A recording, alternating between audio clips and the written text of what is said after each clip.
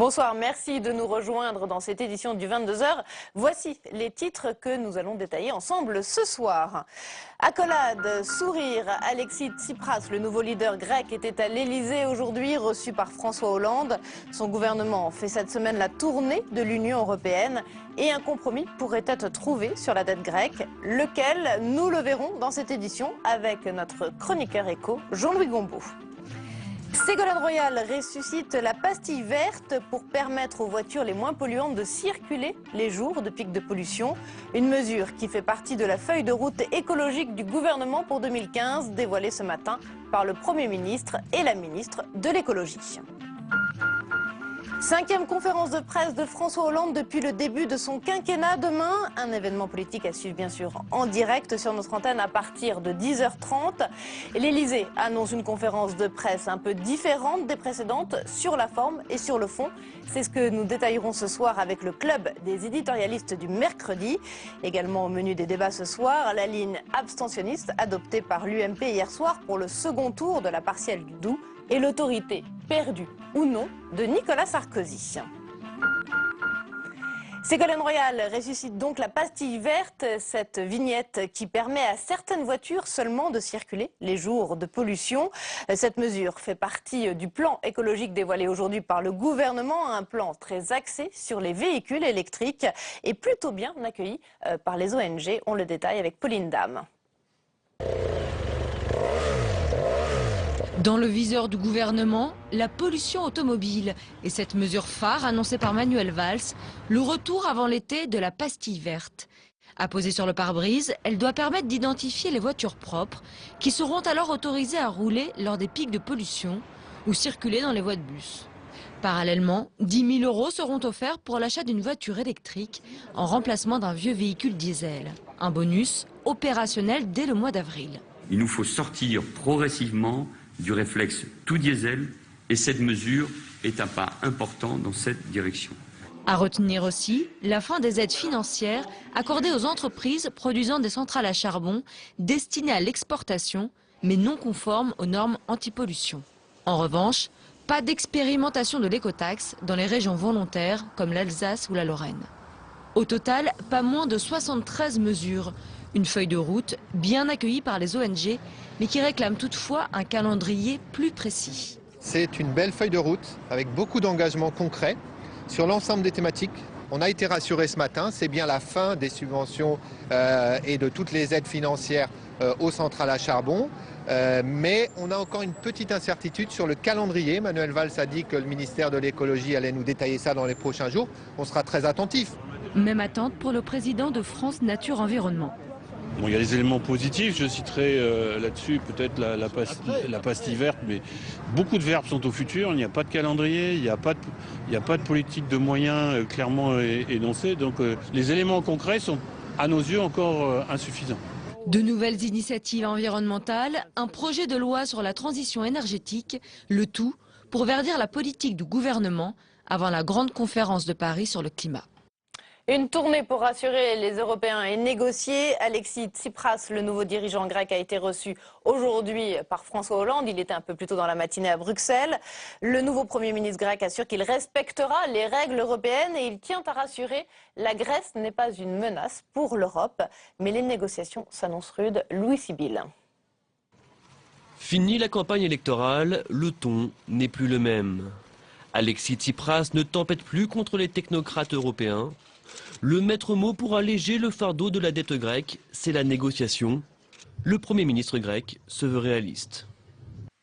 La dette doit être viable, doit devenir viable. C'est quelque chose dont on discute. L'avenir européen est notre avenir commun et nous devons sortir de cette crise qui s'auto-alimente. François Hollande a rappelé les engagements pris par l'État grec, mais reste ouvert à des solutions.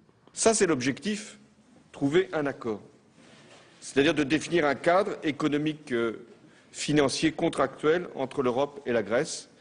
Et c'est ce à quoi la France a dit sa disponibilité.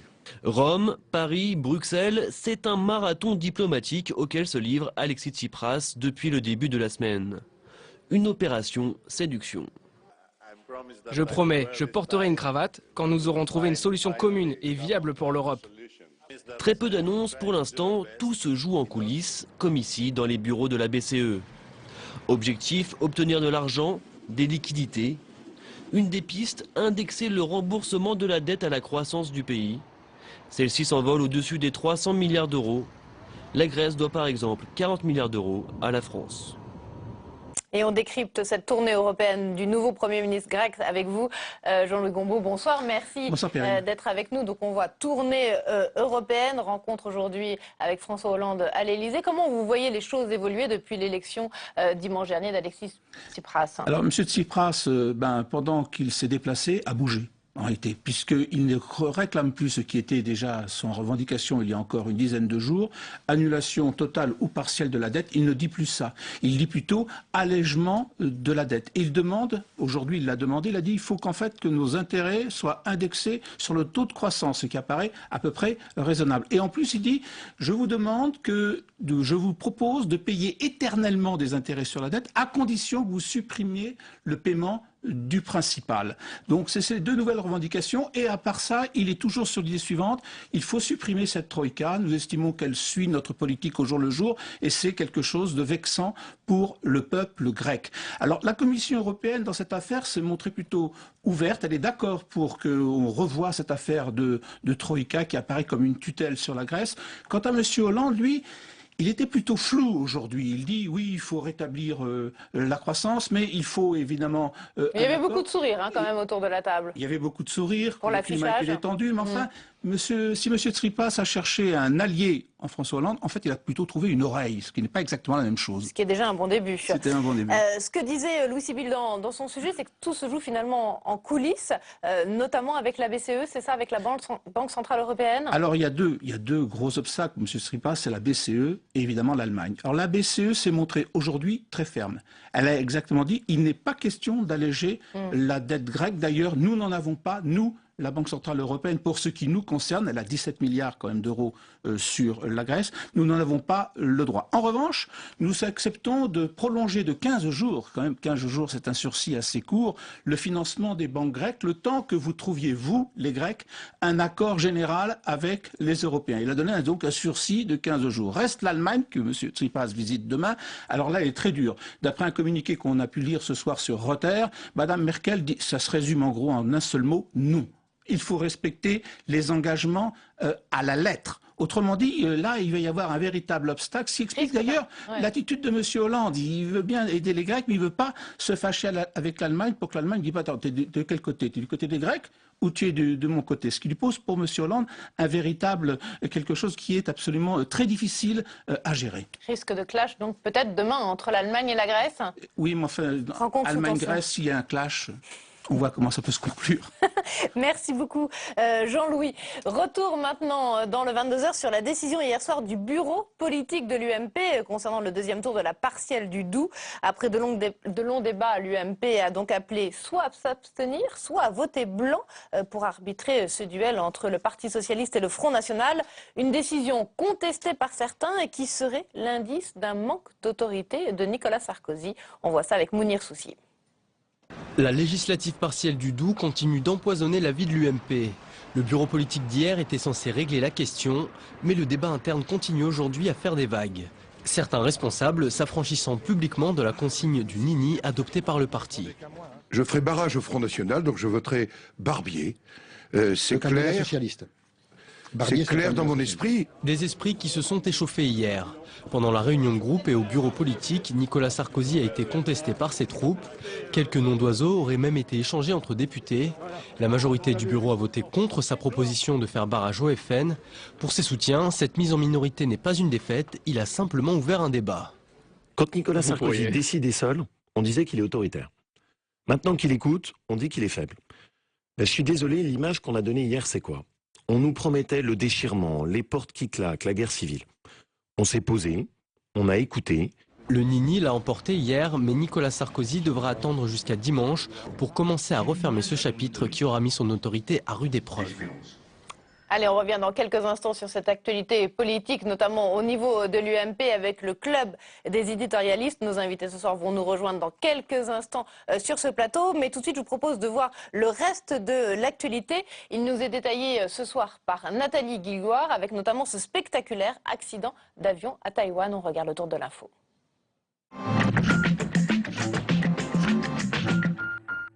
Le niveau de sécurité relevé en Alpes-Maritimes. Après l'attaque de 3 militaires hier à Nice, Manuel Valls a annoncé aujourd'hui à l'Assemblée nationale le renforcement de cette zone. Je viens de décider, comme en Île-de-France, depuis 4 semaines déjà, de passer dans les Alpes-Maritimes le plan Vigipirate au niveau alerte attentat. Aujourd'hui, le préfet des Alpes-Maritimes a remis la médaille d'honneur pour acte de courage et de dévouement aux militaires agressés dans l'exercice de leur mission. Ils ont été attaqués au couteau devant un centre communautaire juif à Nice. De leur côté, les enquêteurs tentent de cerner la personnalité et le parcours de Moussa Koulibaly.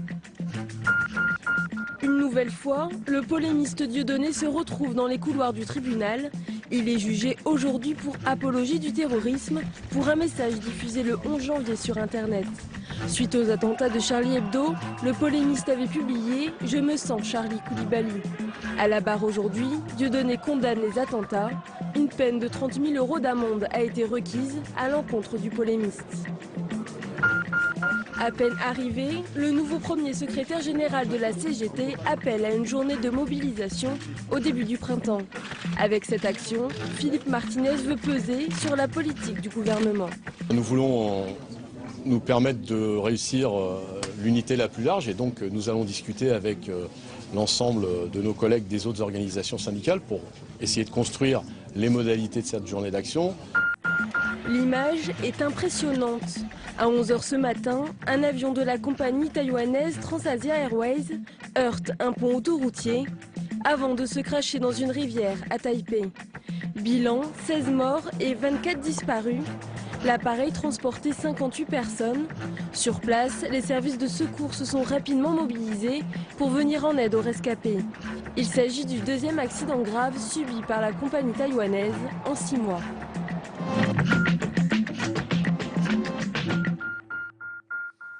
Retour maintenant sur l'actualité politique de la semaine avec ce qui s'est passé hier soir, je le disais tout à l'heure, au bureau politique de l'UMP. Et puis demain, la conférence de presse de François Hollande, la 5e de son quinquennat. On revient sur cette actualité politique avec le club des éditorialistes. Là, je ne vais pas y arriver ce soir. Avec nous sur le plateau, tout d'abord Hervé Baudry. C'est pas vrai, oui, il est là. Oui, il est là, qui nous accompagne en dessin comme tous les mercredis soirs. Avec nous également sur le plateau Cécile Cornudet pour les Échos. Bonsoir, merci d'être là. Henri Vernet, rédacteur en chef du Parisien, bonsoir. Merci à vous également d'être sur ce plateau. Michel Urvois pour Ouest France, bonsoir Michel. Bonsoir. Et puis Charles Consigny pour Le Point. Bonsoir. Merci d'être là. Donc l'UMP qui appelle à l'abstention, est-ce que c'est le rôle d'un parti politique, Henri Vernet? Non, c'est paradoxal. C'est vrai que surtout dans la foulée, si l'on peut dire, de l'esprit du 11 janvier, de cette marche citoyenne, une espèce de réveil citoyen des Français pour des événements dramatiques, mais on avait cru comprendre qu'il y avait une brève parenthèse, enfin on voit qu'elle est brève d'ailleurs, mais d'esprit civique retrouvé, de mobilisation. C'est vrai que se voir cet esprit s'envoler aussi vite et donc prôner l'abstention pour un parti politique, même si les événements sont de notre nature, c'est quand même dommage, quoi. C'est vrai que non, c'est pas très civique, c'est pas terrible. Ouais, Charles Consigny, vous froncez les sourcils. Non, je suis d'accord avec ça. En effet, c'est pas civique et il faut voir quand même le contexte, c'est-à-dire c'est prôner l'abstention alors même qu'il y a le risque qu'une candidate aux législatives Front National soit élue députée.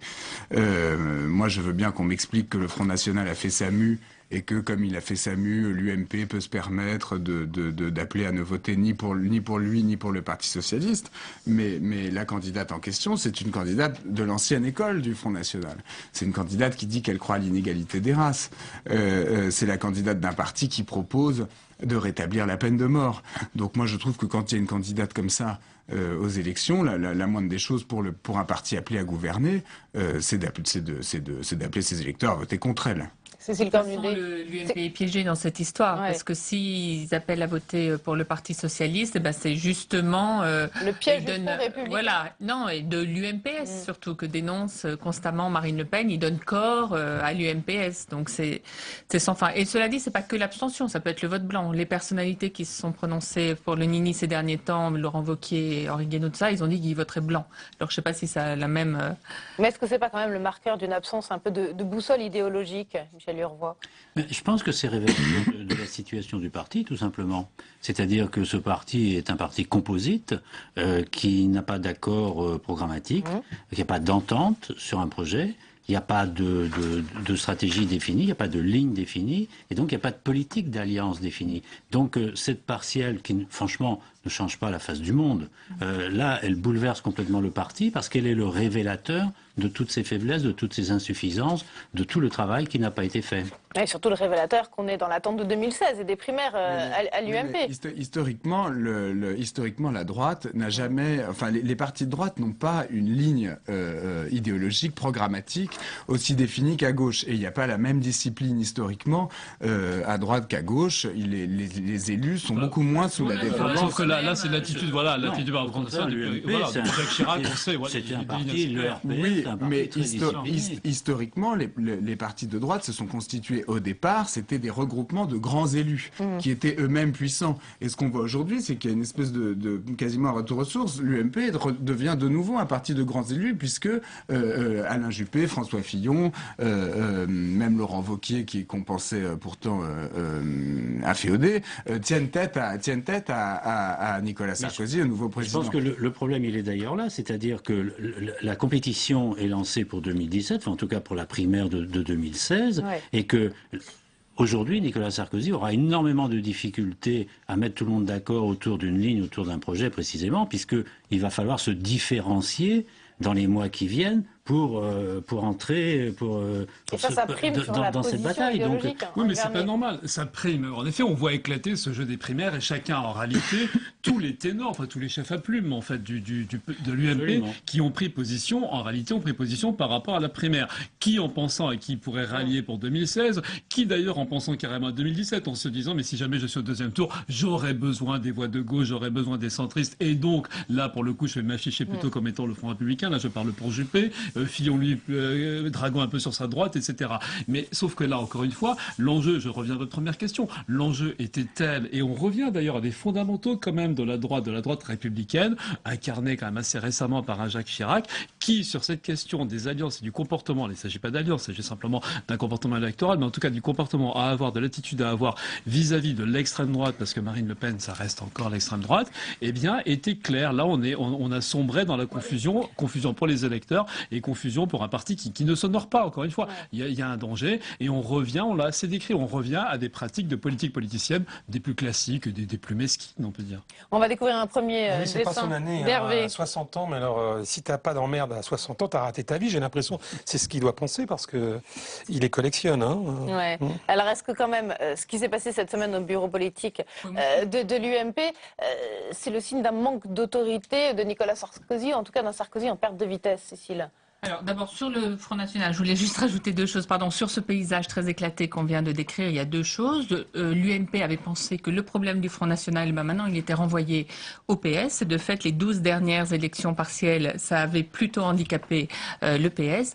Et deuxièmement, je pense que l'UMP est en train de changer de regard sur le danger Front National.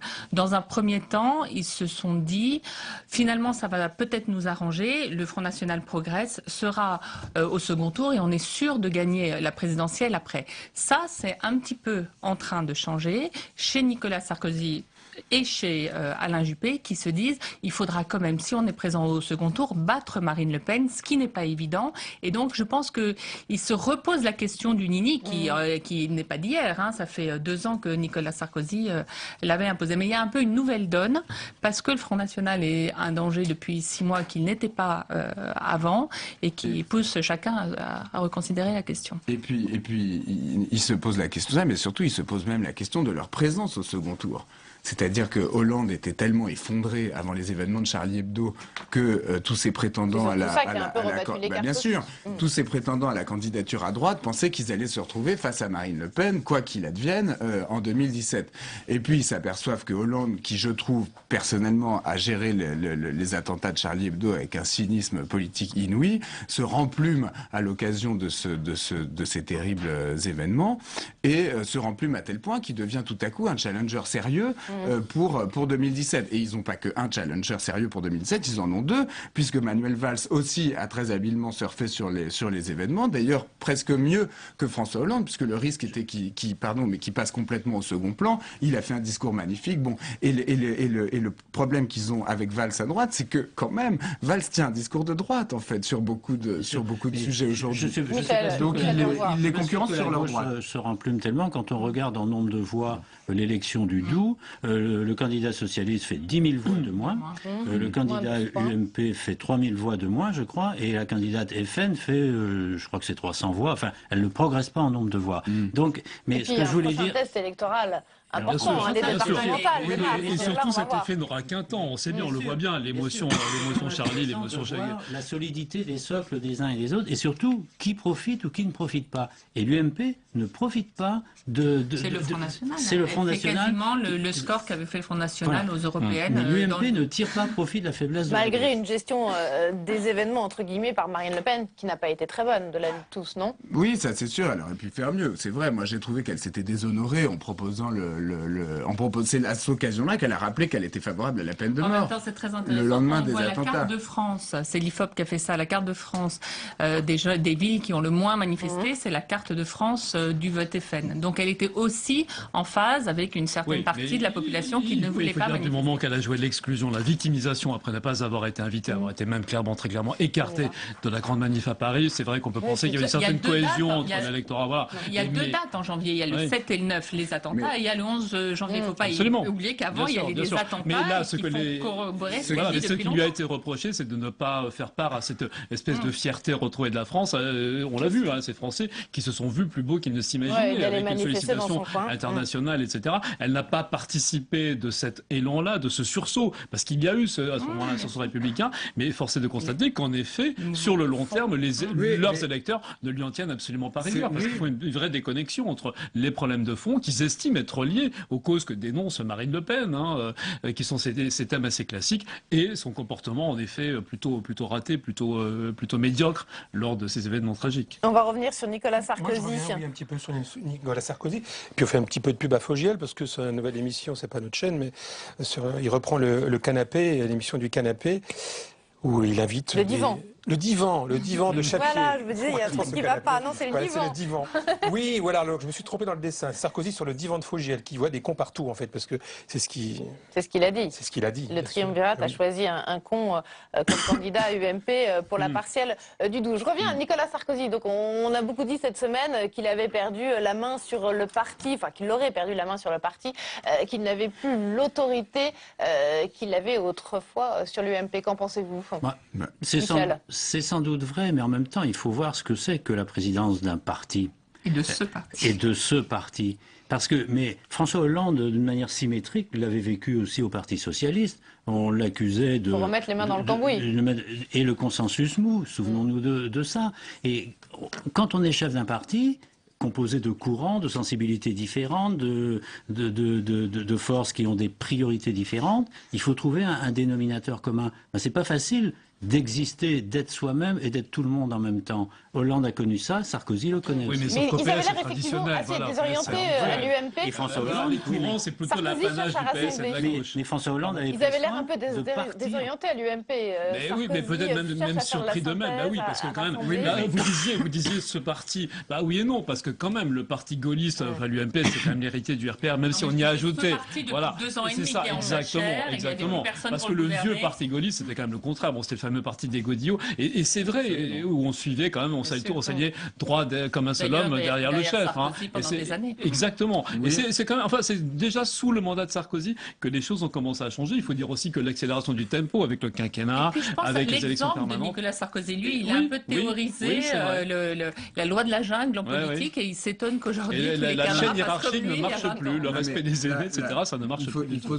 Il faut quand même se souvenir qu'en 2007, Sarkozy avait eu justement le génie d'arriver à recoller toutes les droites ensemble. C'est-à-dire qu'il avait réussi à avoir quand même les deux rédacteurs de son programme. C'était Henri Guénaud, qui était un souverainiste, gaulliste, pas du tout libéral, colbertiste, etc.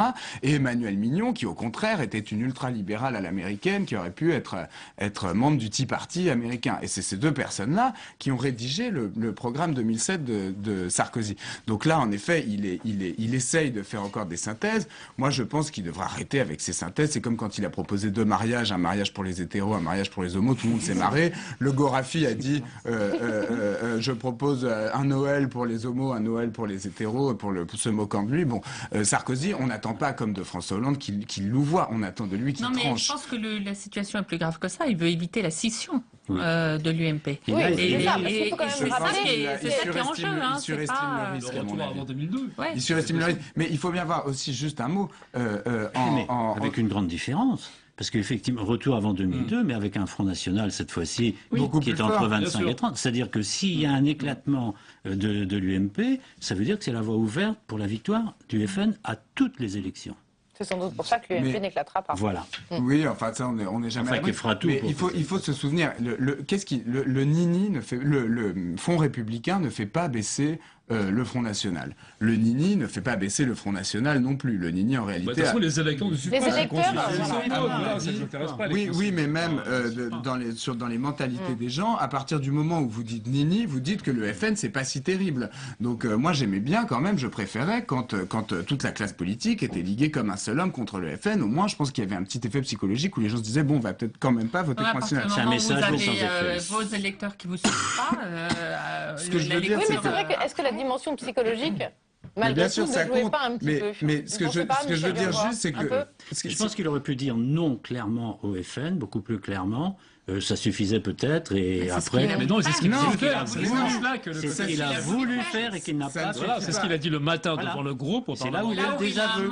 Et là, il y avait une évolution qui était intéressante et qui était compréhensible. Mais le problème, c'est que je pense qu'il l'a improvisé. Il l'aurait un peu préparé, travaillé, fait de la pédagogie autour, ça passait plus... Il n'y a plus de scénaristes. Non, mais c'est ça, mais de toute façon, il n'y a plus son buisson, alors qu'il était un scénariste, et l'abstention, les électeurs et les citoyens sont un peu perdus. On ne voit pas du tout la position de l'UMP. Moi, je vois qu'il y a une seule chose qui a marché contre le FN, c'était en 2007, et c'était de redonner un espoir aux gens. C'était de leur proposer un modèle de société et de leur dire vers où ils comptaient nous emmener collectivement. Oui, parce qu'il a marché aussi, c'est en 2002, le Front républicain contre Jean-Marie Le Pen au deuxième tour. Oui, mais enfin, il était au deuxième tour, Jean-Marie Le Pen, en 2002. En 2007, il était à 10%. Allez, sans transition, Hervé. Nini peut faire baisser le FN, on ne sait pas, mais ça fait monter aussi certainement chez quelqu'un, notamment... DSK. Nini, il en a connu une, oui, c'est vrai. Nini, il en a connu une? Nini, c'est la polonaise, non, c'est ça quand on dit Je ne sais pas, moi je n'ai pas suivi ça aussi bien que vous. J'ai connu une polonaise, ça c'est les films d'Audiard, c'est autre chose. Alors, sans transition, on va parler de l'exécutif qui grimpe, lui, dans les sondages. Il y a un sondage, notamment le baromètre CSA pour les échos radio classiques, Cécile, dans votre quotidien demain, où François Hollande gagne 10 points par rapport au mois de décembre, donc avant les attentats, à 29% de bonnes opinions. Valls aussi grimpe, lui de 11 points, il est à 44%. L'exécutif est aussi présent sur le terrain, peut-être contrairement à Nicolas Sarkozy. Manuel Valls va demain dans le Doubs pour la seconde fois avant le deuxième tour. Alors, fort de cette popularité en hausse, on va avoir demain la conférence de presse du chef de l'État, la 5e de son quinquennat. Avant d'en discuter ensemble, je vous propose de voir ce qu'on peut en attendre de cette conférence de presse avec François Goulin. Éducation, citoyenneté, égalité des territoires, le menu de cette 5e conférence de presse du quinquennat est chargé. Face aux journalistes et suite aux événements du mois de janvier, le président devrait d'abord annoncer des mesures pour l'école. Notamment, un soutien pour les élèves en difficulté à la sortie du primaire, une augmentation du nombre d'heures de français au collège et des exercices de vocabulaire dès la crèche. Des idées que partagent les députés du groupe socialiste. La lutte contre l'échec scolaire et le fait de sortir du système scolaire avec quelque chose est pour moi un des piliers aujourd'hui de la question républicaine. L'école républicaine ne peut être mise en échec. François Hollande veut également créer une réserve citoyenne. Chacun pourrait devenir réserviste des services publics et donner un peu de son temps. Un réserviste de l'éducation nationale dispenserait des cours une journée par trimestre et un réserviste de la politique de la ville donnerait un coup de main aux associations dans les quartiers difficiles. Sur cette question, justement, les frondeurs du PS réclament un grand chantier à destination des banlieues. Il faut remettre évidemment beaucoup de moyens pour reconstruire des villes qui aujourd'hui sont dans un état de dégradation tel que ça provoque un sentiment, une réalité de relégation. Et il faut aussi renforcer un tissu associatif sans lequel le vivre ensemble n'aura pas de sens. La droite, elle, privilégie la question du service civique qu'elle veut rendre obligatoire. Le chef de l'État s'y refuse, préférant fixer un objectif, 200 000 à 300 000 services civiques signés d'ici 2017. Mais l'UMP attend également François Hollande sur les questions économiques. Il faudrait qu'il accepte de reconnaître l'échec total de sa politique, en particulier en matière de chômage et sur le plan économique et social. Et il faudrait qu'il accepte bien de retirer la loi Macron et de déposer enfin un vrai texte qui permette à notre pays d'aller mieux et d'entreprendre les réformes structurelles qu'il n'entreprend pas. Le président devrait par ailleurs confirmer les 2680 emplois supplémentaires et les 425 millions d'euros consacrés à la lutte contre le terrorisme qui seront mis en place au cours des 3 prochaines années. Voilà, l'Élysée annonce ce soir du neuf à la fois sur la forme. La conférence de presse devrait être moins longue, plus ramassée. Et puis sur le fond aussi, puisque vont être d'abord aborder les questions internationales et européennes. Ça veut dire que François Hollande cherche d'abord à prendre de la hauteur. Oui, bien sûr, parce que plus qu'une litanie de mesures, ce qui est attendu demain, enfin en tout cas ce que lui a intérêt à jouer, c'est bien un état d'esprit. Et encore une fois, c'est prolonger cet état d'esprit. Vous avez rappelé qu'il est en train de monter dans les sondages. Pourquoi est-ce qu'il ne cesse de monter donc, depuis ces tragiques attentats? Parce qu'il a réussi à incarner. Alors vous avez dit cyniquement, moi je suis pas tellement sûr. Je dirais il n'a pas été spécialement cynique. Il a été réaliste et la politique c'est du réalisme. Et il a su en effet bien manager cette série-là. Et donc il doit continuer d'incarner ce côté père de la nation, en tout cas le costume présidentiel qu'il a enfin habité, et de dire finalement quoi? De dire la République c'est moi. Et c'est ça qu'il doit essayer de préserver demain, c'est-à-dire parce que sur des thèmes sur lesquels tout le monde est à peu près d'accord, la sécurité, le service civique, on l'a vu, tout le monde là aussi Oui, c'est ce que j'ai envie de dire. Mais voilà, tout ça. C'est pas forcément ça les vraies questions qui intéressent les Français. Les Français qui ce qui les intéresse, sur l'économie, sur exactement, ce qui les intéresse, c'est le chômage, l'emploi et le pouvoir d'achat. Et là-dessus, pas plus la droite que l'exécutif n'a de recette miracle. Il a fait 3 ans sur l'économie. Il se rend compte que ça marche pas. Ses conseillers lui disaient déjà depuis longtemps, faut que tu reviennes sur la politique, que tu parles vision de la France, etc. Que tu prennes de la hauteur, comme vous disiez. Et en fait, là, il a l'occasion de le faire parce que le régalien qui fait depuis un mois, ça lui va bien au teint sondagier, il monte dans les sondages, et en plus ça tombe bien parce que c'est des sujets sur lesquels sa gauche se divisera beaucoup moins. Il a sa bouteille d'oxygène. Il va parler on le voit sur le dessin d'Hervé Baudry. Exactement. Je ne sais pas si vous vous rendez compte la vitesse de la remontée de Attention, Hollande. parce que mais en politique on descend aussi très vite. Oui, c'est vrai. Mais bon, il y a un peu sur des sondages, on demande la cote de confiance, c'est-à-dire comment il a géré des événements. Or, comme il a plutôt bien géré, c'est oui. Mais quand on demande est-ce que c'est un bon président ou de base, est-ce que c'est un bon premier ministre, les progressions sont beaucoup moins spectaculaires. On est sur 1 ou 2 points de plus et non pas sur des dizaines. Moi, je pense qu'effectivement, il joue là-dessus, c'est-à-dire qu'il a bien géré la crise, il y a eu la compassion qu'il fallait, il y a eu les mesures de sécurité qu'il fallait, et maintenant, il va les accompagner effectivement sur le thème du vivre ensemble, qui est aussi quelque chose de... ça paraisse artificiel maintenant. Non, mais je pense qu'il y a une opportunité, je ne sais pas si vous avez vu, mais il y a un mouvement associatif qui lance, à partir de demain, un appel justement à la réserve citoyenne, à la fraternité à travers différents dispositifs. C'est tout le monde associatif français en fait qui se lance dans cette démarche-là, qui existe déjà. Il y a déjà des choses. Et donc du coup, il va reprendre, je pense, cette initiative-là au rebond. Et pour lui, ça tombe très très bien. C'est très bien, mais est-ce que c'est l'essentiel pour les non, pour les bien Français, sûr, mais bien sûr, mais il compte sur quoi? Enfin, en même temps, le sait mieux que moi, mais sur le plan économique, il y a un certain certain nombre de facteurs favorables, il va jouer avec le temps. Il veut la dimension confiance joue beaucoup. Alors, ça faisait 3 ans qu'il disait ayez confiance, je mets de l'argent aux entreprises, ayez confiance. Là, il va jouer sur un autre registre pour avoir de la confiance, de s'attaquer aux vrais problèmes. C'est pas des faux problèmes, au contraire. Ce qui s'est manifesté au moment de la minute de silence, tout ça. Je souligne juste que ce sont peut-être pas les problèmes les plus importants pour les de la Français. société, le problème des banlieues, tout ça. S'il s'attaque à ça, c'est pas des faux problèmes.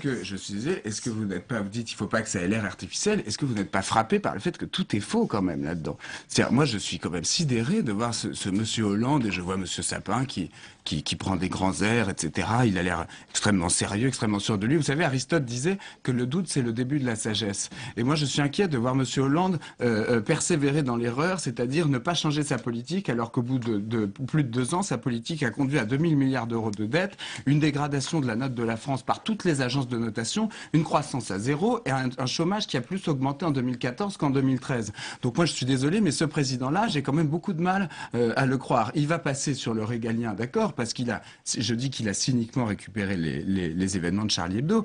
Il a dit, ces gens-là me prenaient pour un charlot, ils m'aimeront comme Charlie. Non, mais ils profitent d'une le jour même, pardon, excusez-moi, il y a 12 morts par balle, par terrorisme. Le jour même, il dit, ils me prenaient pour un charlot, ils m'aimeront comme Charlie. Il l'a pas dit publiquement à un micro. Oui, mais ça en dit long sur sa capacité de récupération. Et moi, je suis désolé, mais c'est ça. Enfin, pour moi, c'est un peu comme les cendants. C'est un peu facile. C'est la vérité. Non, mais je ne dis pas que c'est pas la vérité. C'est l'écume des choses. C'est l'écume des choses. Juste un mot. Un des piliers du gouvernement, Najat Vallaud-Belkacem, comme elle est ministre de l'Éducation, c'est elle qu'on a le plus entendu après les événements de Charlie Hebdo. Pourquoi? Si, on l'a beaucoup entendu. Oui, mais on l'a beaucoup entendu parce qu'il y a eu ces incidents. On l'a entendu dans une deuxième séquence. Ces incidents dramatiques dans les collèges et dans les lycées où on a vu qu'on avait toute une partie de la jeunesse française qui était en rupture complète avec le reste de la collectivité. Et tout ce que Madame Vallaud-Belkacem a trouvé à dire, c'était qu'il allait falloir enseigner davantage les valeurs républicaines au collège et au lycée. Mais est-ce que vous n'avez pas l'impression que qu'on est dans 1984, que tout ça est complètement faux, que ça n'aura aucun effet? Ici au Sénat, le groupe UMP du Sénat a lancé une commission d'enquête justement pour réfléchir effectivement aux symboles républicains dans l'école. Oui, mais qu'est-ce que c'est les valeurs républicaines? C'est pas parce qu'il y a un échec sur le plan économique qu'il faut rien faire dans les autres domaines. Enfin, oui, mais qu'est-ce qu'ils font? Ce que je veux dire, c'est que je vais juste finir en 2 mots. Qu'est-ce qu'ils font? Leurs valeurs républicaines, la laïcité, qu'est-ce qu'ils font? Ils participent à la construction des mosquées, ils autorisent les voiles dans les accompagnements scolaires. C'est qui? La majorité socialiste. Les mosquées, ce sont beaucoup de mairies centristes et de droite dans la banlieue parisienne. Donc là, non, votre démonstration, elle n'est pas très convaincante. Ce sont les gens qui sont dans cette idéologie centriste qui nous gouverne, d'Alain Juppé à Najat Vallaud-Belkacem, en passant par François Hollande. Ensuite, qu'est-ce qu'il y a d'autre comme valeur républicaine? C'est la dernière que je citerai, la liberté d'expression qui a été au cœur de tout. Qu'est-ce qu'on fait au nom de la liberté d'expression? On censure Éric Zemmour, un des intellectuels les plus quand même brillants du paysage audiovisuel. Moi, je m'inquiète de cet inversement du sens des mots et de cette espèce de mensonge général dans lequel nous sommes depuis ces événements et sur lequel Hollande va continuer. Jusqu'à preuve du contraire, la censure d'Éric Zemmour, je ne crois pas qu'il y ait chose d'étatique là-dedans. D'où ça vient? Est-ce que le gouvernement, à quel moment le gouvernement a-t-il censuré Éric Zemmour? Mais c'est leur même idéologie. Mais ces gens-là pensent tous la même chose. Mais c'est qui ces gens-là? C'est un vaste complot. C'est le grand centre mou qui nous gouverne dans la personne de François Hollande. Et ça va en effet du grand centre mou. Oui, je ne connaissais pas. Si vous voulez faire de la publicité à Zemmour, il faut le censurer. Enfin, non, ça enfin, vous pouvez pas ne pas voir quand même qu'en France, on vit sous l'Empire. On peut trouver ça très bien, on peut trouver que c'est bien, mais il y a quand même une idéologie. Il y a quand même non, je dis pas qu'il y a une dictature, je dis qu'il y a une idéologie qui domine et que François Hollande incarne magnifiquement cette idéologie dominante et qu'au nom de cette idéologie dominante, on brandit des mots et derrière ces mots, on fait le contraire de ce qu'ils veulent dire. On va passer par un dessin d'Hervé avant de voir les unes des hebdos cette semaine. Oui, je reviens rapidement sur le service civique. Et donc, il ne faut pas oublier que les corvées de pommes de terre, ça rappellera des souvenirs à certains. Et les émissions de Top Chef à la télévision, n'est-ce pas? Et alors aussi, j'ai un petit clin d'œil pour mon voisin. Parce que dans les chaumières, on vous écoute. Et voilà, maintenant, ce qu'on va dire demain. Je le savais, Hollande est patron de chaîne. Sans doute. Mais oui, d'une certaine façon, oui, de certaines chaînes. Oui, ça, c'est entièrement faux, ça. Mais ça, c'est une vieille tradition. Et comme Sarkozy l'était avant lui. C'est une vieille tradition républicaine. Était déjà sous Allez, Charles Consigne, on va voir ce que le Point a mis en une cette semaine. Eh bien, c'est Emmanuel Macron, l'homme qui dérange. C'est vrai qu'on a l'impression qu'il est un peu atteint du syndrome du premier de la classe. Il y avait beaucoup compliments. Il était beaucoup loué pour ses qualités, notamment intellectuelles, Emmanuel Macron. Et j'ai l'impression qu'il commence un peu à agacer ses collègues du gouvernement. Qu'est-ce que vous en pensez? Non. Non. Non, la gauche du PS, mais je pense peut-être Valls qui sont une compétition, mais je sens pas ça. Il continue à progresser dans les sondages, il tire un peu le gouvernement quand même vers le haut. Il leur sert un peu de paratonnerre justement, parce qu'il prend les coups, parce que lui il ose, il veut changer de politique. Quand vous disiez que ce gouvernement n'a jamais changé de politique, je suis d'accord avec vous. Pour l'instant, on ne voit pas le résultat. Mais voilà, il y a quand même exactement une méthode Macron, en tout cas des objectifs Macron, des objectifs Valls-Macron qui ne sont pas exactement les mêmes, loin de là du discours qu'a fait élire Hollande en 2012. Une semaine sans discontinuer, que sur les bancs à l'Assemblée, ça va durer une semaine de plus, que les seuls du gouvernement à répondre à tous les députés et d'une manière extrêmement précise, documentée. Même ceux qui ne sont pas d'accord avec lui, ils sont un peu épatés par sa capacité. Oui, il a épaté.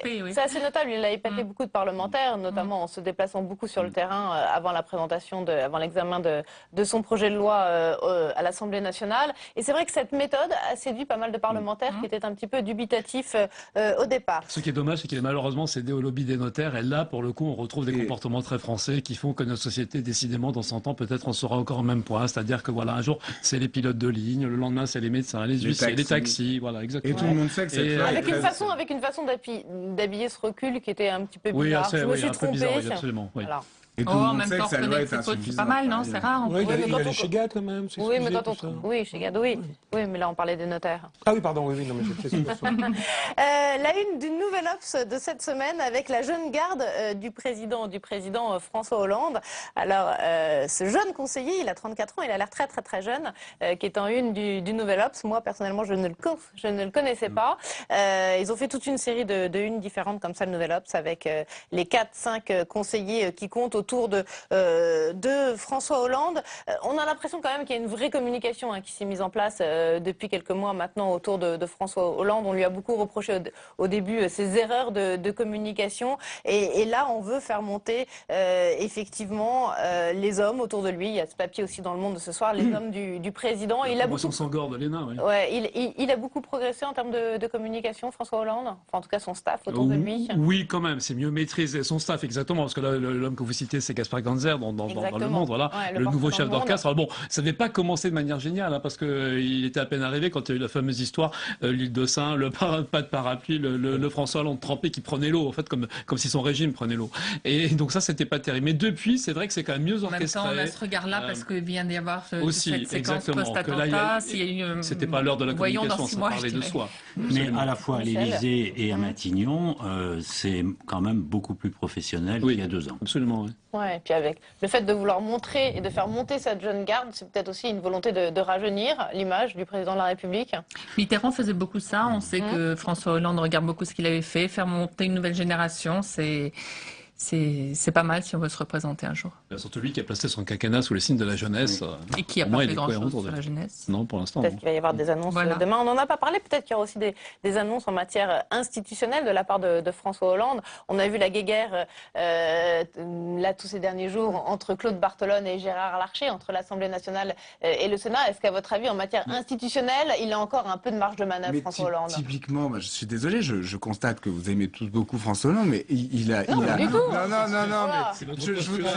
je trouve très rapidement, parce qu'on est sur la dernière minute. Très indulgent, et par exemple, si François Hollande était un tout petit peu courageux, il aurait supprimé le Conseil économique, social et environnemental qui ne sert à rien de la vie générale et qui coûte une fortune. Il l'aurait fusionné avec le Sénat pour faire une vraie deuxième chambre. Ça, c'est l'avis de Claude Barthelone. Efficace. Oui, mais c'était l'avis du général de Gaulle dans son discours de Bayeux en 47. Donc on n'a pas attendu Barthelone pour ça.